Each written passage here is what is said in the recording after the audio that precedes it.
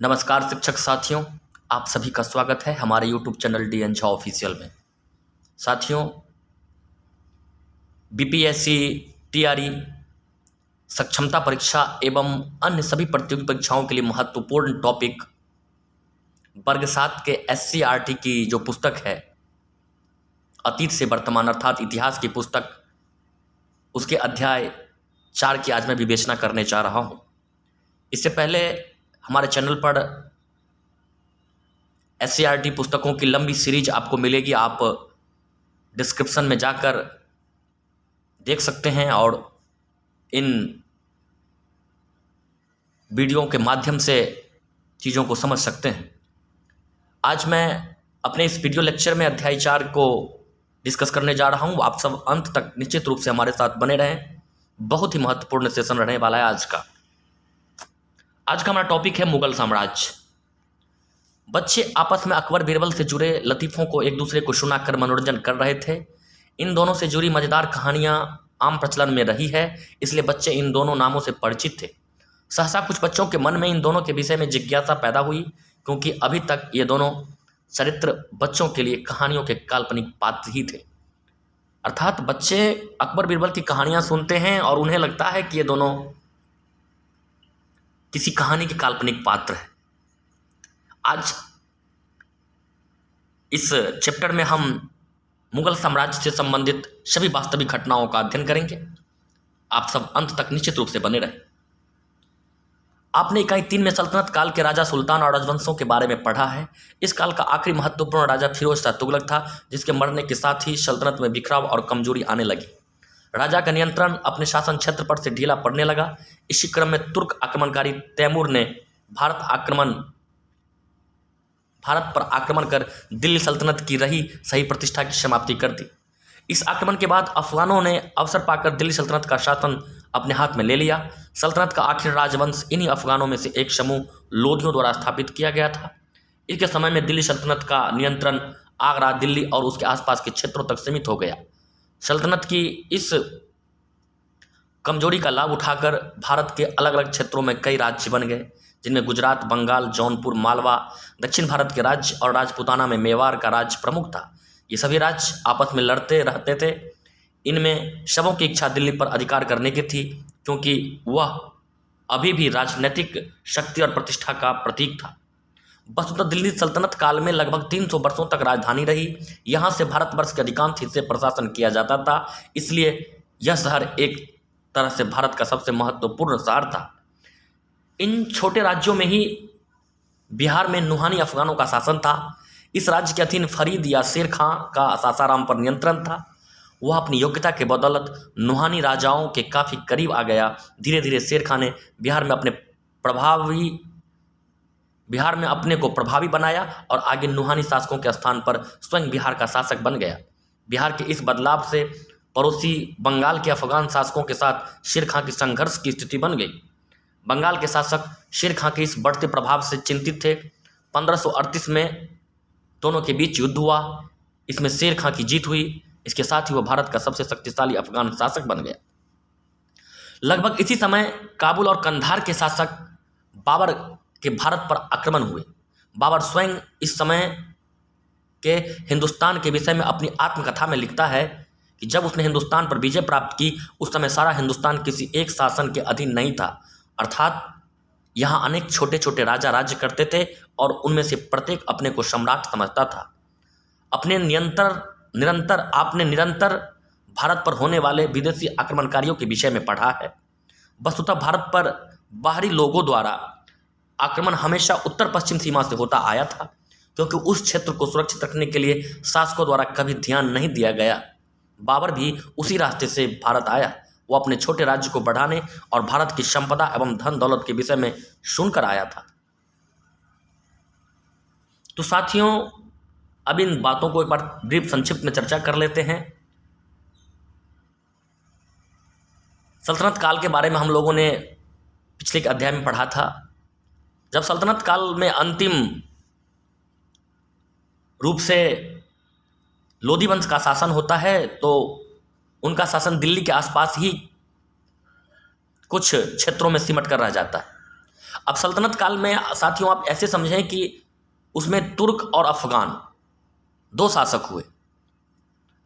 फिरोज शाह तुगलक अंतिम आखिरी महत्वपूर्ण राजा था जो कि तुर्क से संबंध रखता था, तुर्क सुल्तान था। और उसके बाद अफगान शासकों ने दिल्ली सल्तनत पर कब्जा किया और उस अफगान में अंतिम जो वंश था वो लोदी वंश था। और फिर लोदी वंश बहुत कम क्षेत्रों में दिल्ली के आसपास क्षेत्र सिमट कर रह जाता है। गुजरात, जौनपुर, मालवा, दक्षिण भारत के राज्य और राजपूताना, मेवाड़ ये सब प्रमुख राज्य बन जाते हैं, अपने आप को स्वतंत्र घोषित कर लेते हैं। इसी परिस्थिति का फायदा उठाकर भारत के धन दौलत और वैभव के बारे में बाबर सुना था और वो धीरे धीरे भारत की तरफ रुख करता है। और उत्तर पश्चिमी सीमा प्रांत जो कि असुरक्षित था, खाली था, वो क्षेत्र इसी रास्ते से भारत में बाबर का आगमन होता है। इसके अतिरिक्त बिहार पर भी अफगानियों का शासन था और उसी में फरीद खान अर्थात जिसको आगे आप शेर शाह सूरी के नाम से जानेंगे, वो बिहार में नुहानी अफगान शासकों का शासन था और उसी के अधीन वो काम करता था। अपनी प्रतिभा के बल पर उन्होंने स्वतंत्र रूप से बिहार में शासन स्थापित किया, खास करके सासाराम के क्षेत्रों में अपना नियंत्रण स्थापित किया। और बिहार में उनके बढ़ते प्रभाव से जो बंगाल के शासक थे वो चिंतित हुए और 1538 ईस्वी में दोनों के बीच अर्थात शेर खां और बंगाल के शासकों के बीच युद्ध होता है और उस युद्ध में शेर खां अर्थात शेर शाह सूरी उनकी जीत होती है और वो भारत का एक शक्तिशाली अफगान शासक बन जाता है। लगभग इसी समय काबुल और कंधार के शासक बाबर, इसकी चर्चा हमने कर ली, भारत के वैभव से वो आकर्षित होते हैं और भारत की तरफ आते हैं। अब भारत में मुगल राज्य की नींव कैसे पड़ी इसकी चर्चा करते हैं साथियों। 1526 में बाबर अपनी घुड़सवार सेना, तोप जिसका उपयोग भारत में नहीं हो रहा था, बंदूक तथा घुड़सवार तीरंदाज एवं आक्रामक युद्ध शैली के साथ पानीपत पहुंचा। यहां दिल्ली के अफगान शासक इब्राहिम लोदी के साथ उसका संघर्ष हुआ।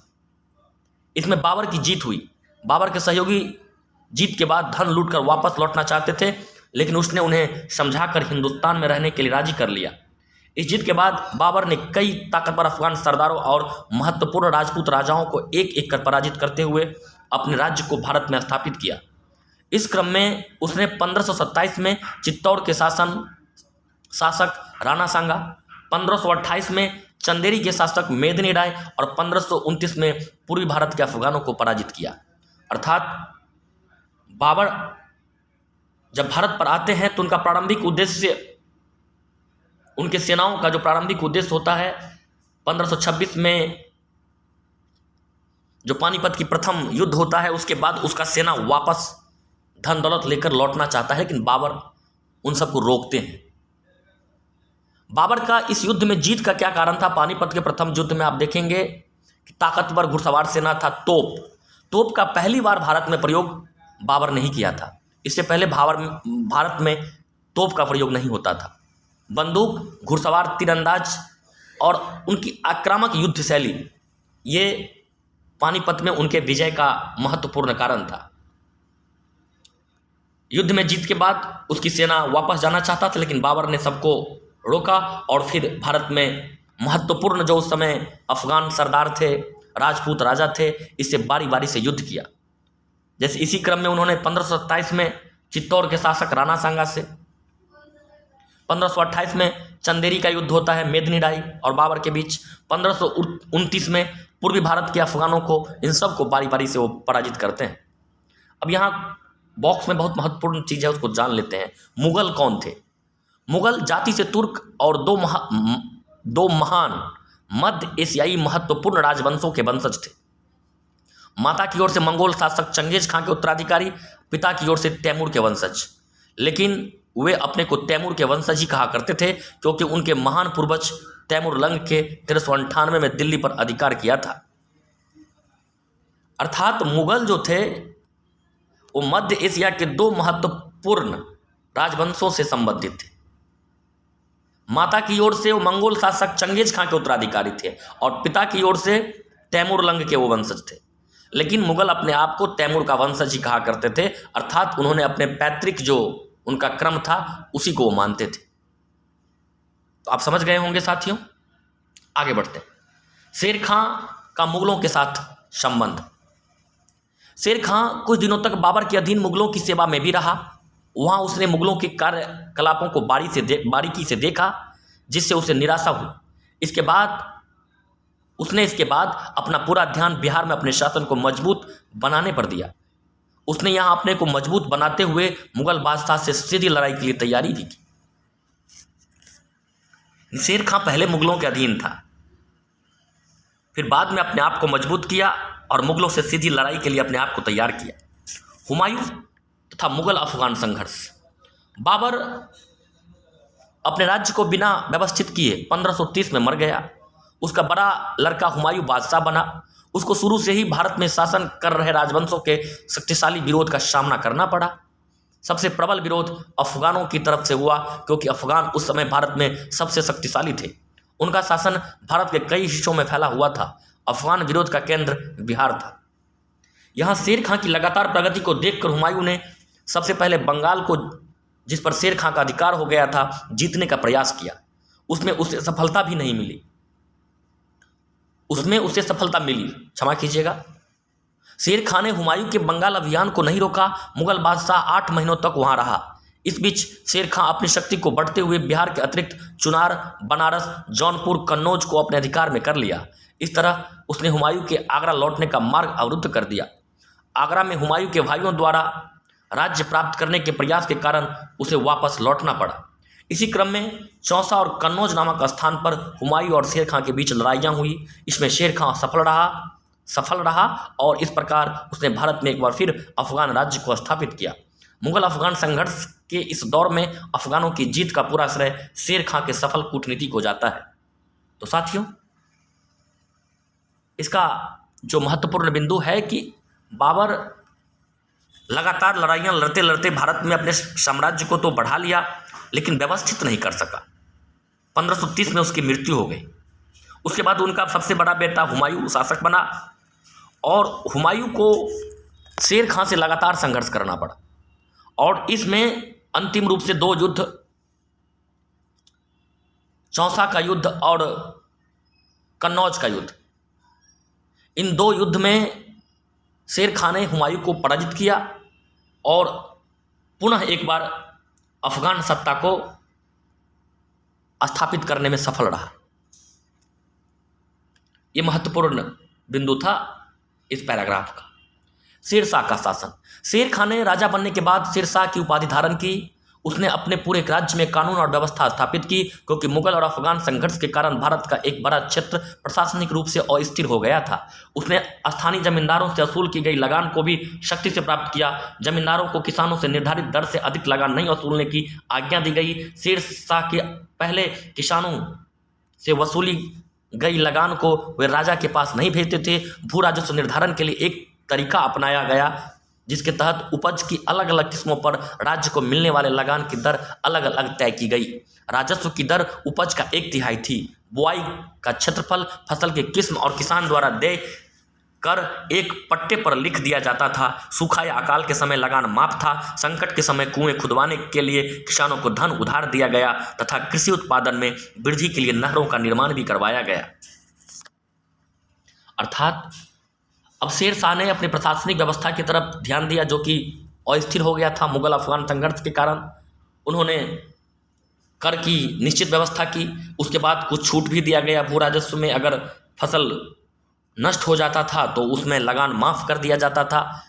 कुएं खुदवाने के लिए किसानों को ऋण दिया जाता था। इस तरह से कृषि में काफ़ी वृद्धि हुई। कृषि उत्पादन में शेरशाह के काल में काफ़ी वृद्धि हुई। शेरशाह ने व्यापार के विकास पर भी पूरा ध्यान दिया। व्यापारियों से अच्छा व्यवहार करने का सख्त आदेश उसने अपने अधिकारियों को दिया था। व्यापारियों से पूरे राज्य में मात्र 2 ही जगह कर लिया जाता था, क्योंकि शेरशाह को अपने नए राज्य को मजबूत करने के लिए पैसों की जरूरत थी। व्यापार से आय हो सकता था, इसलिए उसने व्यापार की उन्नति पर पूरा ध्यान दिया। अर्थात कृषि के बाद शेरशाह ने व्यापार पर ध्यान दिया। शेरशाह ने व्यापार के विकास के लिए ही यातायात के साधनों को उन्नत बनाया, पुरानी सड़कों की मरम्मत करवाई एवं कुछ सड़कों का निर्माण भी करवाया। सड़कों के किनारे प्रत्येक 8 किलोमीटर पर लोगों और व्यापारियों के विश्राम के लिए सरायों का निर्माण करवाया, जहां हिंदू और मुसलमान दोनों कर्मचारी रहते थे। व्यापार का विकास हो सके इसके लिए व्यापारियों से लिए जाने वाले कर को फिर से तय किया गया। सरायों के आसपास गांवों या छोटे शहरों को बसाया गया। आज भी आपको कई गांवों एवं शहरों के नाम में सराय मिल जाएगा, जैसे मुगल सराय, दल सिंह सराय, बेगूसराय इत्यादि। अर्थात शेरशाह ने व्यापार के विकास के लिए यातायात के साधनों का मरम्मत करवाया, उसकी सड़कों के निर्माण में दिलचस्पी दिखाई। आपने देखा ग्रैंड ट्रंक रोड के बारे में भी आपने सुना होगा, शेरशाह के द्वारा बनाया गया था। इसके अतिरिक्त प्रत्येक 8 किलोमीटर पर व्यापारियों को आराम करने के लिए सराय का निर्माण किया गया और कर्मचारी शेरशाह काल में हिंदू और मुसलमान दोनों ही होते थे। और सराय जो आप देखते हैं, अभी भी बहुत सारे नाम आपको मिल जाएंगे, मुगल सराय, दल सिंह सराय, बेगूसराय। ये सराय जो होता था वो आराम गृह था व्यापारियों के लिए। प्रत्येक 8 किलोमीटर पर पहली बार शेरशाह सूरी के द्वारा बनाया गया था, इसे याद रखेंगे। दैनिक प्रशासन की व्यवस्था में शेरशाह ने सल्तनत काल में प्रचलित व्यवस्था को ही बनाए रखा। इसके विषय में आप अध्याय 3 में पढ़े होंगे। शेरशाह ने केवल उसे प्रभावी बनाया। इस प्रकार यह कहना सही होगा कि शेरशाह का शासनकाल मात्र 5 वर्षों का रहा। उसके मरने के बाद ही उसका राज्य भी ज़्यादा दिन तक नहीं चल सका। उसके उत्तराधिकारी शेरशाह की व्यवस्था को संभाल नहीं सके। फिर भी कम समय में ही उसने जो कार्य किए तथा जनता पर जितना प्रभाव इन कार्यों का हुआ, वह इतिहास में शेरशाह और उसके अफगान राज्य को महत्वपूर्ण स्थान दिलाता है। स्मरणीय है कि इस पूरी प्रक्रिया में बिहार की भूमिका निर्णायक थी, क्योंकि शेरशाह की प्रशासनिक सुधारों की प्रयोगशाला बिहार ही था। शेरशाह बिहार की मिट्टी से संबंध रखते थे और शेरशाह का कार्यकाल मात्र 5 वर्ष का रहा।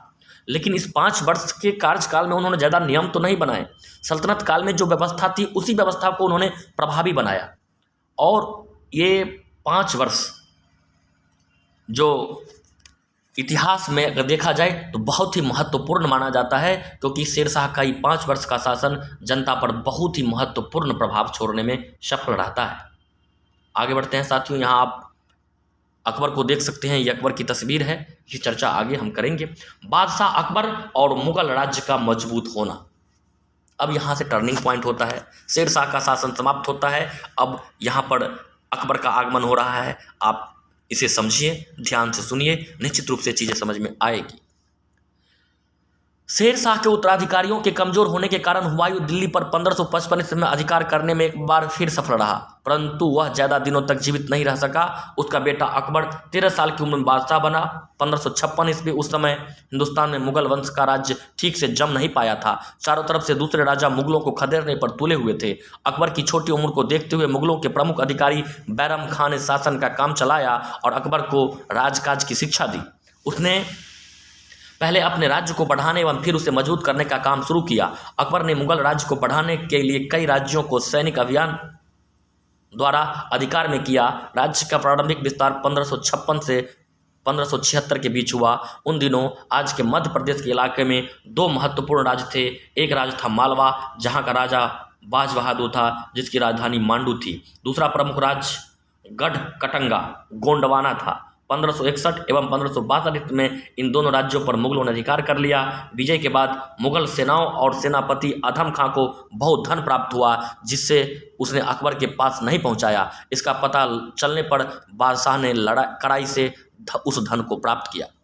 अर्थात 1556 में सरहिंद का युद्ध होता है और उसमें हुमायूं जो शेरशाह सूरी का जो उत्तराधिकारी था उसे परास्त करने में सफल होते हैं। उसके बाद अकबर अपने प्रमुख अधिकारी बैरम खां, चूंकि अकबर का उम्र कम था, मात्र उस समय उनका उम्र 13 वर्ष का था,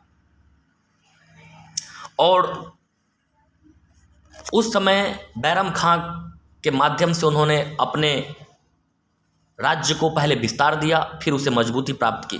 उसमें 1556 से 76 के बीच ही बहुत सारे राज्यों का उन्होंने विस्तार किया। 2 महत्वपूर्ण राज्य थे मध्य भारत में। एक था मालवा, जहाँ का राजा था बाज बहादुर, राजधानी थी मांडू, और दूसरा था गढ़ कटंगा या गोंडवाना। 1561 और 1562 के मुगलों के अभियान के द्वारा इन दोनों राज्यों को मुगल साम्राज्य में मिला लिया गया।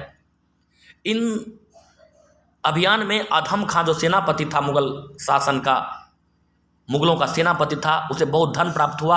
उन्होंने अकबर के पास ये धन नहीं भेजा। पता चलने पर अकबर ने कड़ाई से इस धन को प्राप्त किया। अगले पैराग्राफ पर बढ़ते हैं साथियों। इसके अगले 10 वर्षों तक अकबर ने राजपूताना के अधिकांश भाग पर अपना अधिकार स्थापित कर लिया तथा गुजरात और बंगाल को भी जीत लिया। राजपूत राज्यों में एक महत्वपूर्ण अभियान चित्तौड़ का था, जहां महाराणा प्रताप का राज था। उसने अकबर की अधीनता मानने से इनकार कर दिया और जीवन भर विरोध करता रहा। यद्यपि उसका दुर्गम किला अकबर द्वारा जीत लिया गया, चित्तौड़ के बाद दूसरा महत्वपूर्ण रणथंभौर को अकबर के द्वारा जीता गया। इन विजयों के बाद अधिकांश राजपूत राज्यों जैसलमेर, बीकानेर आदि ने अकबर के समक्ष समर्पण कर दिया। इसके बाद अकबर ने गुजरात को अपने अधिकार में किया। यह प्रदेश बाहरी देशों से व्यापार के कारण काफ़ी समृद्ध बन गया। यह भारत के साथ होने वाले विदेशी व्यापार का महत्वपूर्ण केंद्र था। मुगलों के नियंत्रण के पश्चात इससे अच्छी आय प्राप्त हो सकती थी।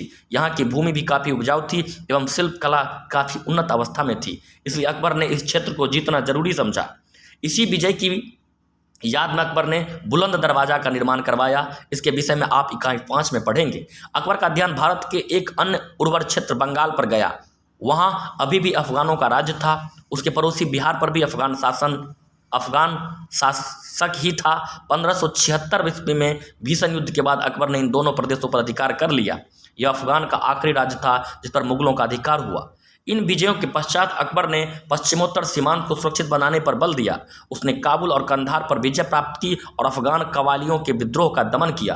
तदुपरांत दक्षिणी भारत के पठारी क्षेत्रों के राज्यों पर अभियान किया। फलस्वरूप खानदेश पूर्णतः अहमदनगर आंशिक रूप से उसके शासन के अधीन आ गया। 1602 में राजकुमार सलीम के विद्रोह के कारण अकबर को दक्कन का अभियान स्थगित करना पड़ा। 1605 में उसकी मृत्यु हो गई। साथियों, आपने इसमें बहुत सारे फैक्ट को देखा। महाराणा प्रताप अकबर से लंबा संघर्ष करते हैं और वो अकबर की अधीनता मानने से इनकार करते हैं। जीवन भर उनका विरोध करते हैं। फिर भी दुर्गम किला अकबर द्वारा जीत लिया गया। चित्तौड़ के बाद रणथंभौर को अकबर द्वारा जीता गया। इन दोनों विजयों से घबराकर अधिकांश राजपूत राज्यों ने आत्मसमर्पण कर दिया। इसके बाद बंगाल और बिहार में भी अकबर का अभियान चला और उन क्षेत्रों पर भी उन्होंने अपने नियंत्रण स्थापित किया। और दक्षिण भारत में भी खानदेश पूरी तरह से और अहमदनगर आंशिक रूप से अकबर के अधीन आ गया। इस तरह से 1602 ईस्वी में दक्षिण भारत पर दक्कन पर अकबर का अभियान चलना था, लेकिन राजकुमार सलीम के विरोध के कारण अकबर ने इसे स्थगित कर दिया। 1605 ईस्वी में अकबर की मृत्यु हो गई।